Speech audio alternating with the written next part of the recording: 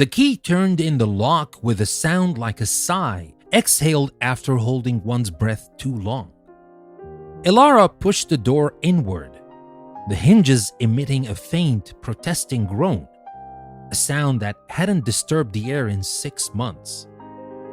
Arthur's study. It wasn't empty, not truly.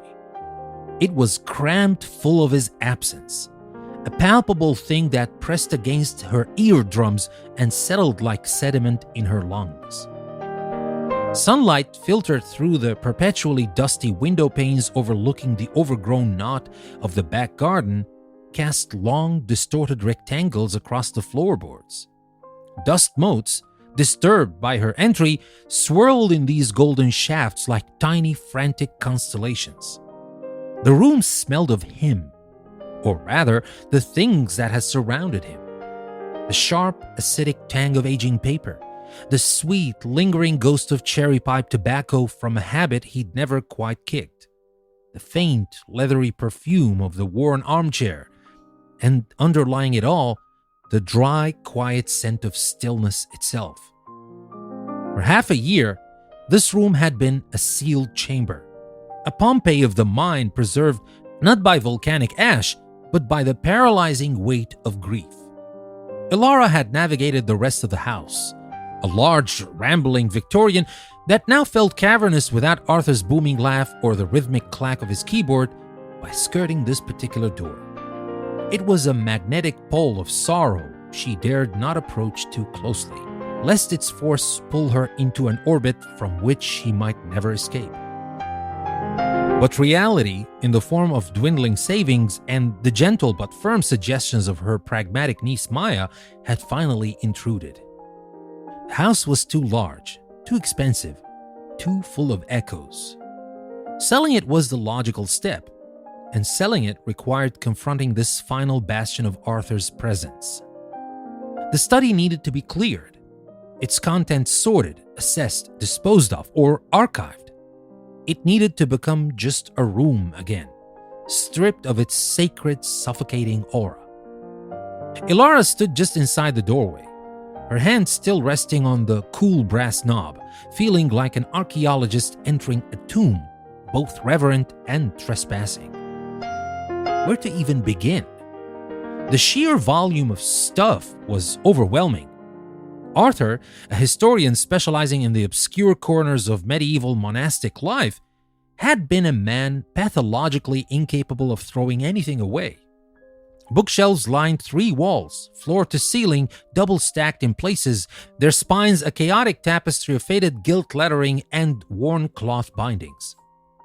History, philosophy, theology, poetry, a map of his formidable intellect. His desk, a vast mahogany plane, was an archipelago of paper islands. Stacks of manuscript pages, meticulously handwritten notes on yellow legal pads, opened books bristling with bookmarks, correspondence from fellow academics, a scattering of pens, a cold pipe resting in an overflowing ashtray shaped like a gargoyle. It looked as though he had simply stood up mid-sentence and walked out, intending to return in moments, not depart entirely. Her eyes drifted to the armchair by the window. Deep, cracked leather, the color of dried blood. The imprint of his body seemed permanently pressed into the cushions. How many hours had he spent there, reading, thinking, staring out at the unruly garden, a cup of tea growing cold on the small, ring-marked table beside it? How many times had she come in, perched on the armrest, interrupting his thoughts with some domestic triviality or a shared observation, only to be met with that slow, considering smile that always made her feel like the most fascinating interruption in the world?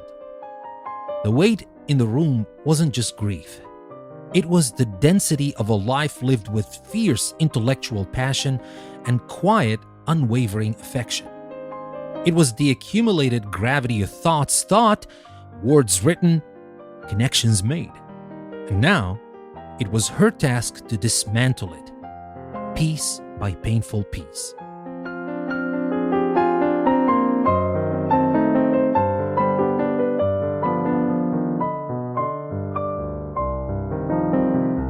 She took a breath, the dusty air catching in her throat, and stepped further in.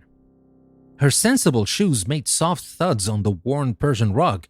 The intricate patterns faded beneath the desk and chair where feet had rested for years.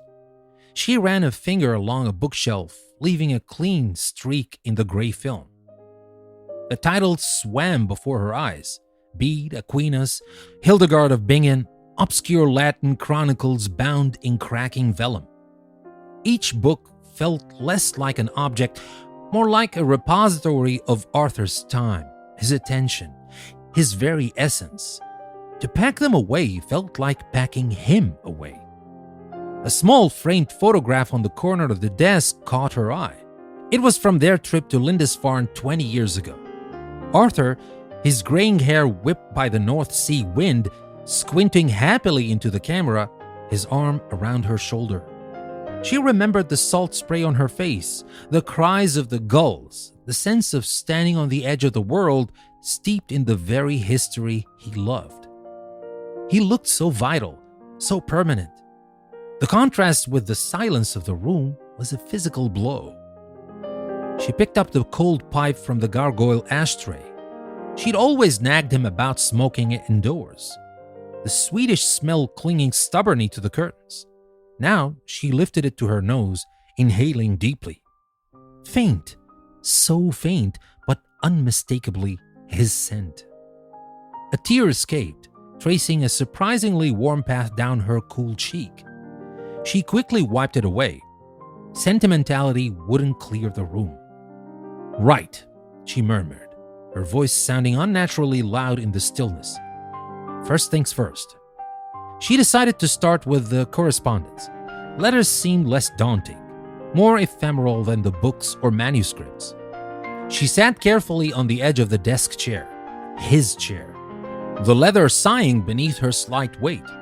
It felt wrong, like sitting on a throne belonging to an absent king.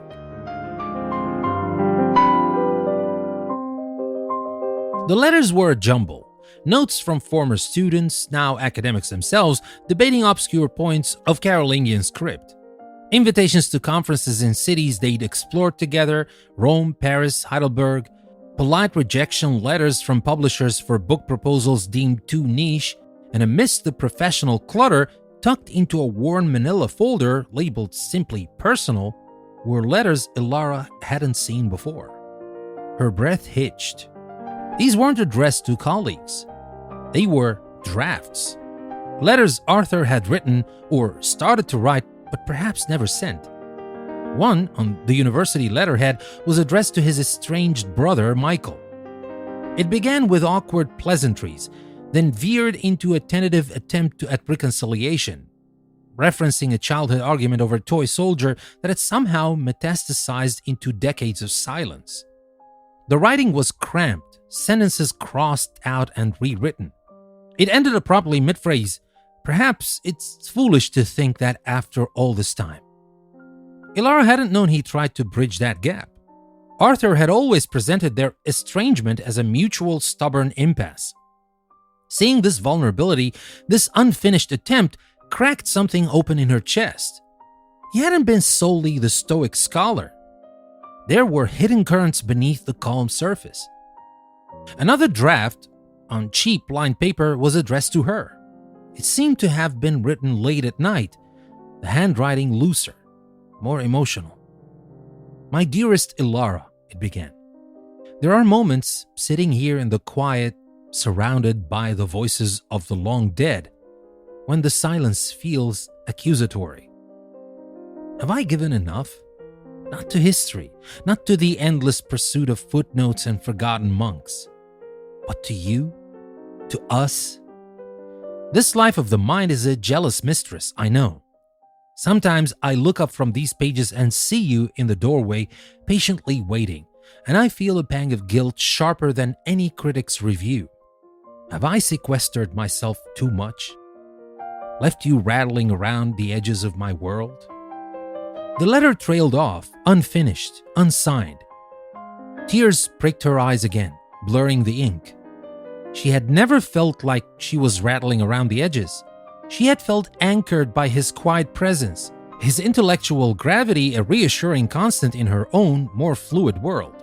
She painted landscapes, mostly vibrant splashes of color that stood in stark contrast to the monochrome texts filling this room. But to know he had worried, had questioned the balance, it added another layer to the man she thought she knew so completely. She spent the next few hours sorting through papers, boxing up correspondence, creating piles. Keep, archive, discard. The process was slow, emotionally taxing. Each artifact demanded attention, triggered a memory, forced a small reckoning. Lecture notes, filled with his familiar annotations and underlined passages, brought back the image of him pacing through students, bringing dusty history to life with infectious enthusiasm. Old receipts tucked into books revealed forgotten dinners, trips to antique shops, the small mundane transaction that accreted into a shared life.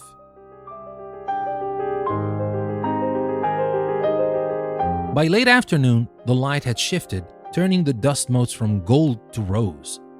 Elara had made tangible progress. Several boxes were filled, labeled in her neat script, but the room felt no less dense, no less Arthur's. If anything, disturbing the surface had only stirred up deeper layers of memory and emotion. Her niece, Maya, arrived as promised at 5, bringing takeaway containers of fragrant Thai curry. Maya was 25, sharp, kind, but relentlessly practical. She surveyed the room, the boxes, Elara's weary face. Making progress, Auntie Elara? Her tone was gentle, but held an undertone of purpose. Maya was the executor of Arthur's modest will, the one navigating the practicalities Elara felt utterly incapable of facing. Some, Elara admitted, gesturing vaguely at the boxes. It's slow work. Of course it is, Maya squeezed her shoulder, but necessary. That said, the estate agent wants to come by for a preliminary look next week. Elara's stomach tightened. An estate agent. A stranger invading this space, assessing its square footage, its potential, stripping it of its soul and reducing it to market value. The thought felt like a violation. So soon? Better to keep the momentum going, Maya said, unpacking the food onto a cleared corner of the desk. Look, I can help for an hour or two now if you like. Tackle some of the books? Elara hesitated. Part of her craved the help. The buffer Maya's practicality provided against the overwhelming tide of emotion. But another part felt fiercely protective of this process, this intimate, painful dialogue with her husband's ghost. Thank you, dear, but perhaps I need to do this part myself, she said slowly. The books feel very personal. Maya nodded, understanding flickering in her bright eyes. Okay, but don't let it bury you, Auntie. It's just stuff in the end. Is it? Elara thought, looking at the shelves laden with the weight of centuries, the weight of Arthur's life's work. Is it ever just stuff? They ate their curry amidst the paper islands on the desk, the incongruous scent of lemongrass and chili mingling with the room's established perfume of dust and tobacco. Maya talked about her job, her roommate dramas, the normal forward-moving current of life that felt utterly alien within these four walls. Elara listened, offered vague responses, her mind continually drifting back to the letters, the books, the sheer, immovable presence of the man who wasn't there. After Maya left, promising to call tomorrow, Elara turned back to the room, the evening shadows now pooling in the corners, deepening the sense of intimacy and enclosure. She felt a strange reluctance to leave, as if breaking off the process now would leave something vital unfinished. Her gaze fell upon a stack of manuscripts tucked away on a lower shelf, separate from the main body of his academic work. These weren't neatly typed or bound. They were piles of handwritten pages, some on legal pads, some on university stationery, some on the backs of discarded flyers. The top page bore no title, just Arthur's familiar, slightly sprawling script. Curiosity, stronger than her weariness, pulled her towards it. She knelt on the rug, the fibers rough against her knees, and carefully lifted the top manuscript. It felt different from his usual work. Heavier paper stock, denser ink. She turned the first page. It wasn't history. It wasn't footnotes or analyses of monastic charters. It was a story. Prose, fictional characters, dialogue, descriptions of landscapes she didn't recognize. The salt wind scoured the cliffs, it began, carrying the scent of rain and absence. Elias stood on the promontory, the gray sea churning below like a troubled conscience, and felt the old lie stir within him. Elara frowned, leafing through the pages. It was a novel, an unfinished novel. Arthur, the meticulous historian, the man dedicated to verifiable fact and rigorous analysis, had been secretly writing fiction. She had known he read novels voraciously, had strong opinions on style and structure, but she never imagined. She scanned the pages, her heart beginning to beat faster. The handwriting was undoubtedly his, but the voice was different, richer, more personal, tinged with a melancholy and a searching quality she hadn't encountered in his academic writing or even in that unfinished letter to her. It told the story of a man haunted by a past decision, living a secluded life, grappling with secrets and the weight of unspoken truths. There were passages of startling beauty, descriptions of light and water, the texture of stone, the nuances of silence that resonated with a poetic sensibility she hadn't known he possessed, or perhaps hadn't allowed himself to fully express elsewhere. She read on, sinking onto the floor, leaning back against the bookshelf, utterly absorbed. The manuscript was substantial, hundreds of pages, but clearly incomplete. The narrative arc was visible, the characters compelling, but it stopped abruptly, mid-chapter, mid-sentence, just as the central character Elias was about to confront the source of his long-held secret. Why had he never told her?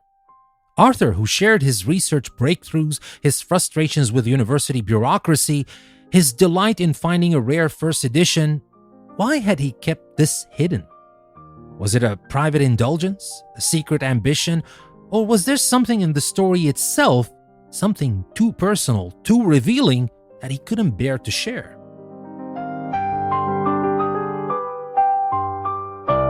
The discovery shifted the atmosphere in the room again. The weight was still there, but now it had a new dimension. It wasn't just the weight of his absence, or the weight of his known work. It was the weight of this hidden life, this secret creative current running beneath the surface of the man she loved. The room, which had felt like a mausoleum, now felt like a treasure chest, prematurely sealed.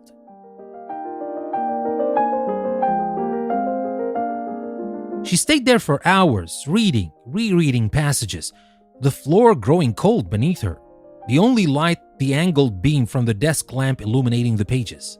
The story echoed in the stillness, filling the space Arthur's physical presence had vacated. It was like finding a hidden room within a familiar house. A thought, cold and sharp, pierced through her absorption. Should she destroy it?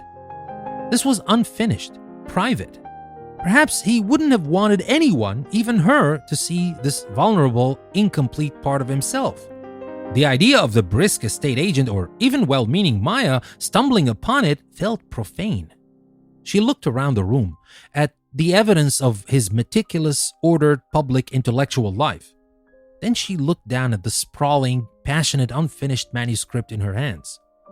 Two Arthurs seemed to inhabit the space now, the historian and the hidden novelist. No, she couldn't destroy it. It felt too vital, too much a part of him. It wasn't just an unfinished story. It was an unfinished piece of him. And perhaps, she realized with a jolt, it held the key to understanding the weight she felt not just in this room, but in her own life now. The weight of things unsaid, unexplored, unfinished. A new resolve settled over her. Clearing the room was no longer just about packing boxes and meeting deadlines. It was about understanding. It was about engaging with the totality of the man she had lost, including the parts he had kept hidden. She gathered the loose pages carefully, protectively. She wouldn't pack them away in a box labeled manuscripts. She would keep them out. She would read them again, slowly, carefully. She would live with this revelation, with this other Arthur for a while. Rising stiffly, Elara walked to the window. Outside, the garden was submerged in darkness, but the moon cast a silvery sheen on the wet leaves. The room behind her no longer felt solely like a place of ending. The discovery of the novel, of this secret spring of creativity, had introduced an element of continuation, of unexpected legacy. She looked at the desk, the chair, the books. They were still Arthur's things, imbued with his presence, but now they felt different. Less like relics, more like invitations. Invitations to understand, to connect, perhaps even to continue. The thought was tentative, fragile, but it was there. She wouldn't clear the room tomorrow, not completely. The estate agent would have to wait. There was something here she needed to engage with first. She went back to the desk, picked up one of Arthur's favorite pens, a heavy fountain pen with a silver nib, and held it, feeling its cool weight in her hand. Then she sat down in his chair. It didn't feel like trespassing anymore. She pulled the unfinished manuscript towards her, the desk lamp casting a warm circle of light on the pages. The weight of the empty room hadn't vanished. It had simply changed its nature.